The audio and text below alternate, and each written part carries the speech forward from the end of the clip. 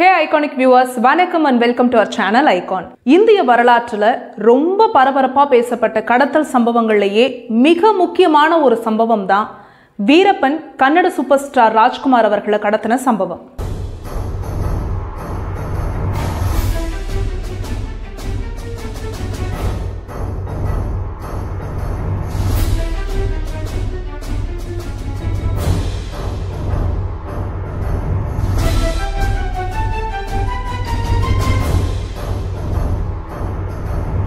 ஒட்டுமொத்த இந்தியாவையும் பரபரப்பாவே வச்சிருந்த அந்த சம்பவத்தை பத்தி தான் டீடைலா பார்த்துட்டு வரும். இது அதோட பார்ட் 2 வீடியோ.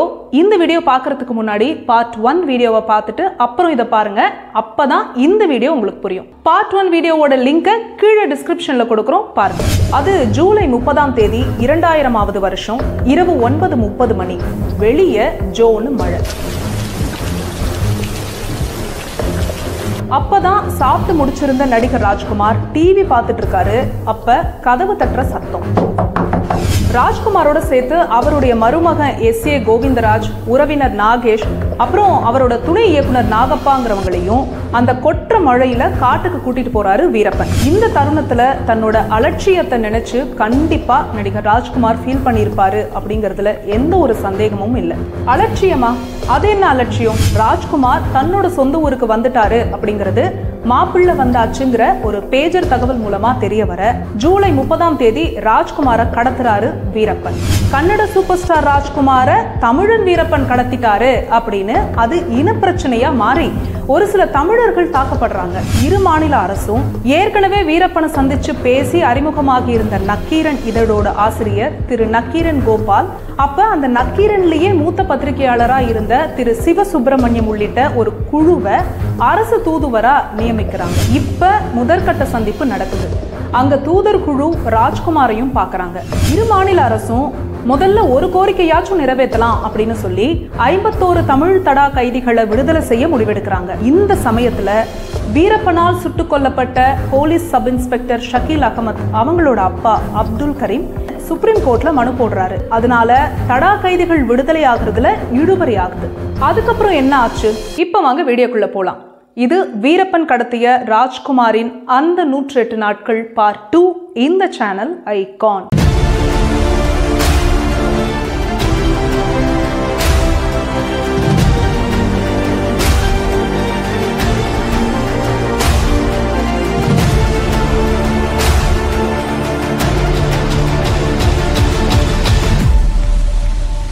தமிழ் தடா கைதிகளோட விடுதலை இழுபறியா ஆன நிலையில அரசு தூதர் குழு காட்டுக்கும் நாட்டுக்கும் பல தடவை நடையா நடந்து பல கட்ட பேச்சுவார்த்தைகளை வீரப்பன் கிட்ட அரசு சார்பா நடத்திட்டு வராங்க. ஆனா அதுல எந்த முன்னேற்றமும் இல்லை. ராஜ்குமார வீரப்பன் விடுவிக்கிற அறிகுறியும் தென்படல. தான் விதிச்ச நிபந்தனைகள் எதுவுமே நிறைவேற்றப்படாம இழுபறியாவே இருக்கிறத பாக்குற வீரப்பனும் அவரோட கூட்டாளிகளும் அரசுக்கு இந்த கடத்தலோட சீரியஸ்னஸ் தெரியணும் அப்படின்னா கடத்திட்டு வந்த 4 தலைகள்ல எதுனா ஒரு தலையை போட்டுடணும் அப்படின்னு முடிவு பண்றாங்க. அதுவும் அவங்க கடத்தின அந்த 4 பேர் முன்னாடியே இதை சொல்றாங்க. வீரப்பன் ராஜ்குமாரை கடத்தினப்ப நானும் எங்க ஐயா ராஜ்குமார் கூட வருவேன்னு வம்பா கூட வந்த உதவி இயக்குனர் நாகப்பாவுக்கு பயம் வருது. ராஜ்குமார் கூட இருந்த மத்த 2 பேரும் ராஜ்குமாரோட உறவினருங்க. அதனால வீரப்பன் கொன்னா தன்னை தான் கொல்லுவாருன்னு நினைச்சுக்கிட்டு அங்கிருந்து தப்பிக்க நினைக்கிறாரு நாகப்பா.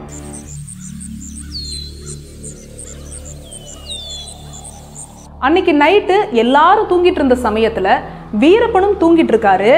நைட்டு காவல் காக்குறவங்க கொஞ்சமா அந்த பக்கம் நகர்ந்ததும் நாகப்பா தப்பிச்சு ஓட பாக்குறாரு. அப்ப வீரப்பன் அயர்ந்து தூங்கிட்டு இருந்ததை பாக்குற நாகப்பா போறதுதான் போறோம், வீரப்பனை கொன்னுட்டு போயிடலாம் அப்படின்னு நினைச்சு வீரப்பனோட நெஞ்சு மேல ஏறி உட்கார்ந்து வீரப்பனோட கழுத்தை நெரிக்கிறாரு.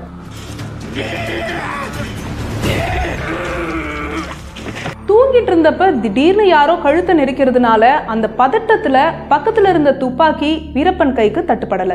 உடனே வீரப்பன் தன்னோட 2 கை விரல்களை நாகப்பாவோட வாயில விட்டு வாயை கிழிக்க முயற்சி பண்றாரு. வீரப்பனோட அந்த 2 விரல்களும் 2 இரும்பு கம்பிகளை வாயில விட்டு கிழிக்கிற மாதிரி இருக்கு. வலிய பொறுக்க முடியாத நாகப்பாவோட பிடி தளர்த்தப்பட்டு வீரப்பனோட கழுத்து நெரிக்கப்படுறதுல இருந்து தப்பிக்குது. இன்னும் விட்டா தன்னோட வாய் கிழிஞ்சிடும்னு நினைக்கிற நாகப்பா பக்கத்துல கிடந்த எதையோ வச்சு வீரப்பனோட கையில சின்னதா வெட்டிட்டு அங்கிருந்து அந்த திக்கு தெரியாத அடர்ந்த காட்டுல இருந்து எப்படியோ தப்பிச்சு வந்துடுறாரு.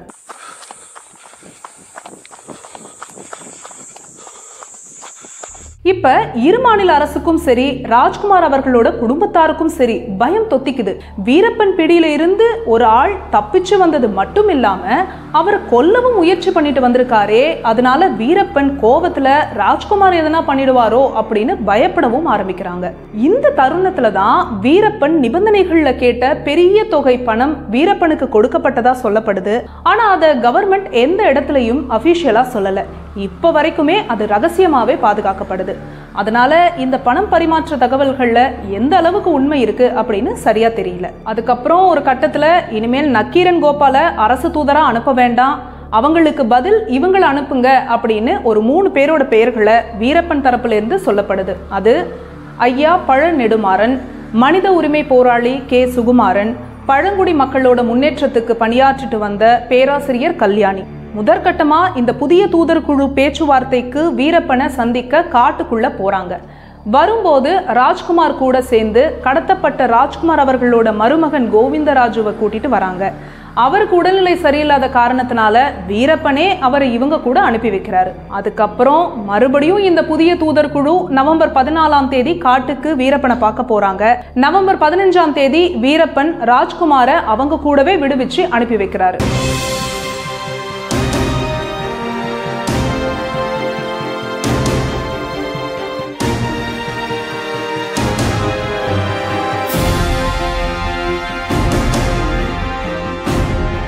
அப்பதான் இரு மாநில அரசுக்கும் சரி மக்களுக்கும் சரி மூச்சே வந்தது. ஏன்னா மொத்தம் 108 நாட்கள் கொண்ட இந்த கடத்தல் சம்பவம் 2 மாநிலத்தையும் அந்த அளவுக்கு ஆட்டம் காண வச்சிருந்தது. ராஜ்குமார்ங்கிற ஒற்றை மனிதன் கடத்தப்பட்டதுனால வெளியே இவ்வளவு பதற்றம்னா, அப்ப கடத்தப்பட்ட ராஜ்குமார் காட்டுக்குள்ள எப்படி இருந்தாரு, வீரப்பனும் அவரோட கூட்டாளிகளும் ராஜ்குமாரை எப்படி நடத்தினாங்க அப்படின்னு கேட்டா, ராஜ்குமார் தன்னோட வாழ்க்கையில அது வரைக்கும் அனுபவிக்காத ஒரு வித்தியாசமான அனுபவத்தை இந்த கடத்தல் அவருக்கு கொடுத்தது அப்படின்னு தான் சொல்லணும். ஆரம்பத்துல ஒரு 3-4 நாள் வீரப்பனுக்கும் ராஜ்குமார் அவர்களுக்கும் 7ஆம் பொருத்தமா தான் இருந்துச்சு. அந்த 3 நாள்ல ஒரு தடவை வீரப்பன் தன்னோட துப்பாக்கியோட பின்பக்கத்தை வச்சு ராஜ்குமாரை தாக்குனதாவும், அதனால வெளியே வந்த பிறகும் ராஜ்குமார் அவர்களோட ஒரு பக்க தோள் கொஞ்சம் இறங்கி இருந்துச்சு அப்படின்னும் சொல்லப்படுது. அதே சமயம் வீரப்பன் அந்த 4 நாள்ல ராஜ்குமாரை 100 படம் நடிச்சிட்ட அப்படின்னு ஏளனமா பேசுறதையும் வழக்கமா வச்சிருந்திருக்காரு. ஒரு தடவை காட்டுல ஒரு இடம்ல இருந்து இன்னொரு இடத்துக்கு போகிறப்போ ராஜ்குமாரை மழையில நடத்தி கூட்டிட்டு போயிருக்காரு வீரப்பன்.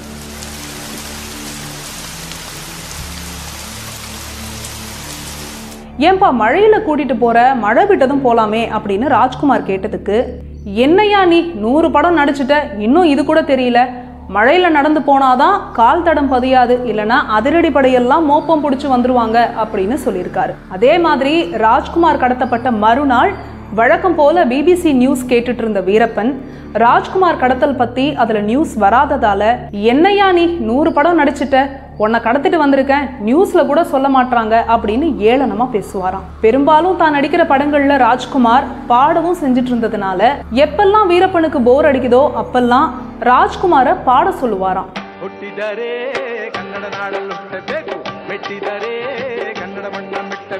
திரைப்படங்கள்ல ரெக்கார்டிங் ஸ்டுடியோல பாடின கன்னட சூப்பர் ஸ்டார் யாரோ ஒரு வீரப்பனுக்காக அந்த காட்டுல உட்காந்து பாடிட்டு இருந்திருக்காரு.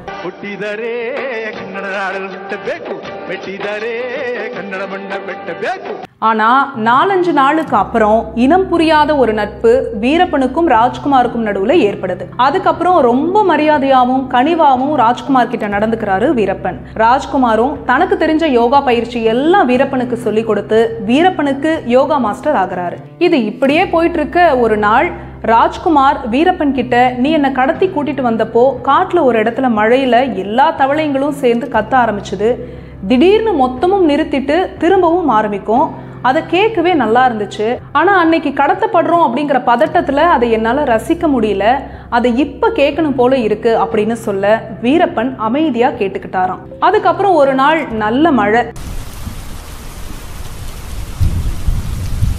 அப்ப நைட்டு 3 மணிக்கு ராஜ்குமாரை எழுப்பி வீரப்பன் கூட்டிட்டு போறாரு.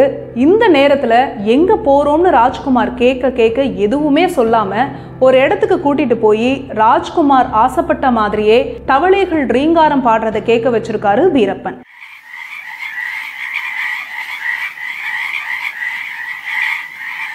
அதே மாதிரி வீரப்பனும் அவங்களோட கூட்டாளிகளும் குளிக்கிறதுக்கு பாறைக்கு நடுவுல இருக்கிற சுனைக்கு போறாங்க. எல்லாரும் குளிக்கிறத பாக்குற ராஜ்குமார், ச்சே, சின்ன வயசுல நீச்சல் பழகாதது எவ்வளோ பெரிய தப்புன்னு இப்பதான் தெரியுது. தண்ணியில நானும் இறங்கணும் அப்படின்னு ஆசையா இருக்கு, ஆனா எனக்கு நீச்சல் தெரியாது அப்படின்னு ஃபீல் பண்ணி சொல்ல, உடனே வீரப்பன், அதனால என்ன, நான் இருக்கேன், தைரியமா இறங்குங்க அப்படின்னு சொல்லி ராஜ்குமார் இடுப்புல துண்டை கட்டி தண்ணியில இறக்கி விட்டு குளிக்க வச்சு நீந்தவும் சொல்லி கொடுத்திருக்காரு வீரப்பன். அது மட்டும் இல்லைங்க, எத்தனையோ டாக்டர்களை பார்த்தும் எவ்வளவோ செலவு பண்ணியும் சரியாகாத ராஜ்குமாருக்கு இருந்த தீராத மூட்டு வலிய காட்டுல இருந்த மூலிகை வைத்தியம் எல்லாம் பண்ணி ராஜ்குமாரை குணப்படுத்தி தான் அனுப்பிச்சிருக்காரு வீரப்பன். தவிர்க்க முடியாத சூழ்நிலையினால கூட தன்னால ராஜ்குமார் உயிருக்கு ஆபத்து வந்துடக்கூடாது அப்படின்னு கவனமா இருந்திருக்காரு வீரப்பன். அதுக்கு உதாரணமா ஒரு சம்பவம் சொல்றேன். அரசு தூதர் குழு அப்பப்ப பேச்சுவார்த்தைக்கு காட்டுக்கு வந்துட்டு போயிட்டு இருந்த சமயத்துல வயசான ராஜ்குமாருக்கு மோஷன் வராத பிரச்சனை இருக்க, அதை சரிப்படுத்த தூதர் குழு செவ்வாழைப்பழம் கொஞ்சம் வாங்கிட்டு போறாங்க.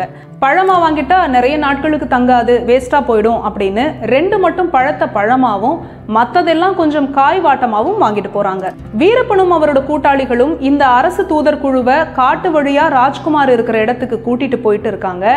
அப்ப அவங்க வாங்கிட்டு வந்த 2 பழுத்த செவ்வாழை பழத்துல ஒண்ணுத்த காணும். இந்த தூதர் குழு வீரப்பனோட கூட்டாளிங்க யாருன்னா தான் சாப்பிட்டுருப்பாங்க அப்படின்னு சந்தேகப்படுறாங்க. ஆனா கூட்டாளிங்க யாருமே நாங்க சாப்பிடல அப்படின்னு சொல்றாங்க. அப்ப யோசிக்கிற வீரப்பன் அவரோட ஆளுங்க 2 பேரை வந்த வழியிலேயே போங்க, அந்த பழம் வழியில எங்கன்னா கிடக்கும், அதை எடுத்துட்டு வாங்க அப்படின்னு சொல்றாரு. அதுக்கு இந்த தூதர் குழு, எதுக்குங்க ஒரு பழத்துக்கு திரும்ப அனுப்புறீங்க, விடுங்க அப்படின்னு சொல்ல, அதுக்கு வீரப்பன், இல்ல, நடுக்காட்டுல ஒரு செவ்வாழை கடந்தா அது ஆடு மேய்க்கிறவன் மாடு மேய்க்கிறவன் யார் கண்ணிலையாச்சும் பட்டா அப்ப யாரோ இந்த வழியா போயிருக்காங்க அப்படின்னு தெரிஞ்சுப்பாங்க. அது அவங்க ஊர்ல யார்கிட்டயாவது சொல்ல அது அப்படியே பரவி அதிரடிப்பட காதுக்கு போச்சுன்னா அவங்க நம்மள தேடி காட்டுக்குள்ள வருவாங்க. அப்ப நாம வேற வழி இல்லாம ராஜ்குமாரை சுட்டு கொன்னுட்டு ஓட வேண்டியதாயிடும், தேவையாது அப்படின்னு கேட்டுட்டு அவரோட ஆளுங்களை அனுப்பி அந்த பழத்தை எடுத்து வர சொல்லிட்டு அப்புறம்தான் அந்த இடத்தை விட்டே நகர்ந்தாராம் வீரப்பன். வீரப்பன் ராஜ்குமாரை எந்த அளவுக்கு நல்லா பாத்துக்கிட்டாரு அப்படிங்கிறதுக்கு சிறந்த உதாரணம்னா வீரப்பன் ராஜ்குமாரை விடுவிச்ச அந்த நாளை தான் சொல்லணும். ஏன்னா கடத்தல்காரங்கிட்ட இருந்து தப்பிச்சு போறோம் அப்படிங்கிற சந்தோஷம் இல்லாம ராஜ்குமார் வீரப்பனுக்கும் வீரப்பன் ராஜ்குமாருக்கும் பிரியா விட கொடுத்த அந்த தருணம் இருக்கே பா, 2 பேரும் சின்ன குழந்தைங்க மாதிரி மாறி மாறி கட்டி பிடிச்சு கதறி அழுத்திருக்காங்க. இப்படிதான் வீரப்பனால ராஜ்குமாருக்கு ஏற்பட்ட அந்த 108 நாட்கள் வனவாசம் நிறைவடைஞ்சது. வெளி உலகத்துக்கு வேணும்னா இந்த கடத்தல் வெறும் ஒரு பதற்றமா மட்டுமே இருந்திருக்கலாம். ஆனா காட்டுக்குள்ள இந்த 108 நாட்கள் கடத்தல் சம்பவம்ல பதற்றம், பயம், நட்பு, அன்பு, சிரிப்பு, அழுகைன்னு பல உணர்வுகள் கலந்திருக்கு அப்படிங்கிறது தான் நிதர்சனமான உண்மை. மீண்டும் இன்னொரு சூப்பரான வீடியோல நான் உங்களை மீட் பண்றேன். வணக்கம்.